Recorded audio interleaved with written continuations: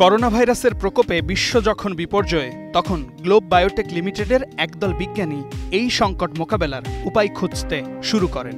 Doctor কাকন নাগ এবং doctor Nazneen সুলতানার তত্ত্বাবধানে কোভিড-19 শনাক্তকারী কিট এবং ভ্যাকসিন আবিষ্কারে শুরু হয় গবেষণা।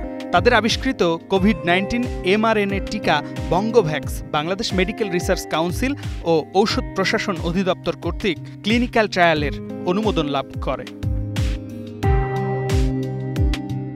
2020 সালে বিশ্ব স্বাস্থ্য সংস্থা WHO গ্লোব বায়োটেক আবিষ্কৃত mRNA ভ্যাকসিনকে কোভিড-19 ভ্যাকসিন তালিকায় অন্তর্ভুক্ত করে। এবার সেই ভ্যাকসিনের মেধাস্বত্ব অর্জন করল গ্লোব বায়োটেক। এই প্রযুক্তি ব্যবহার করে অন্য ঔষধও তৈরি করে অন্যান্য দেশে রপ্তানি করতে পারবে প্রতিষ্ঠানটি। রোববার গ্লোব বায়োটেকের প্রধান কার্যালয়ে সংবাদ সম্মেলনে এই অর্জন সম্পর্কে আনুষ্ঠানিকভাবে জানায় প্রতিষ্ঠানটি। যে কোনো সায়েন্টিস্টের জন্য সারা জীবনে এডিটোরিয়াল পিক একটা কভার স্টোরি পাওয়া বিশাল ভাগ্যের ব্যাপার।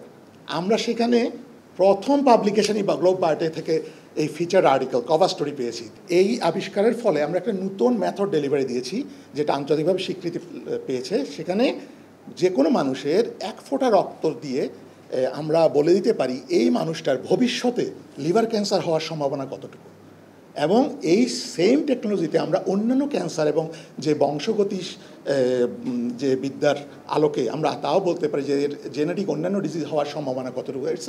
That's a fantastic delivery to the world community from Bangladeshi scientist from a Bangladeshi company. That's really amazing. সংবাদ সম্মেলনে প্রতিষ্ঠানের চেয়ারম্যান মোহাম্মদ হারুনুর রশিদ ও ঔষধ শিল্প সমিতির মহাপরিচালক ডাক্তার মোহাম্মদ জাকির হোসেন বলেন, এই অর্জন দেশের জন্য মাইল ফলক। এই mRNA ভ্যাকসিনের টেকনোলজি এটা দেশের গর্ব, আমার জাতির গর্ব। আমরা 54 বছর পরে একটা জিনিস পাইছি, ওষুধ শিল্পের প্রথম একটা প্যাটেন্ট পাওয়া, এটা সহজ ব্যাপার না। mRNA ভ্যাকসিনের প্যাটেন্ট কিন্তু পাশের দেশ ইন্ডিয়াও পায়নি। এটা আমাদের গর্ব করার মতো।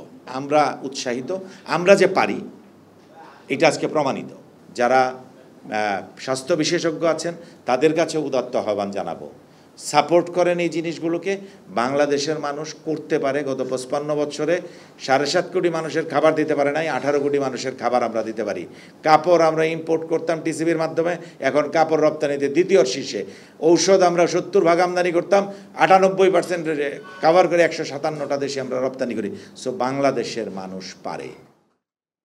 2015 সালে ক্যান্সার, আর্থাইটিস, রক্তস্বল্পতা, উচ্চ রক্তচাপ, অটো ইমিউন ডিজিজ সহ দুরারোগ্য রোগ নিরাময়ের জন্য অত্যাধুনিক গবেষণাগার স্থাপনের মাধ্যমে যাত্রা শুরু করে গ্লোব বায়োটেক।